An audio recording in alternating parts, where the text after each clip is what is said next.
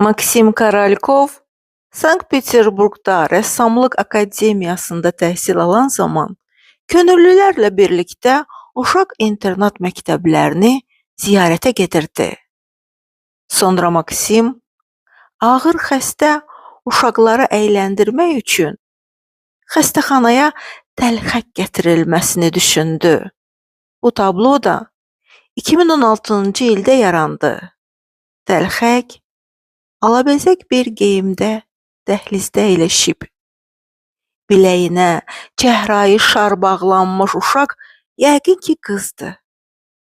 Çox arıq olması və dərisinin sarı rəngə çalması qızın 3-cü və ya 4-cü dərəcəli onkoloji xəstə olmasını göstərir. Təlxək uşaqları güldürməyə gəlmişdi, lakin indi xəstə qızı qucaqlayaraq daxilən göz yaşı tökür. Çantasındakı müxtəlif rəngli toplar döşəməyə səpələnib.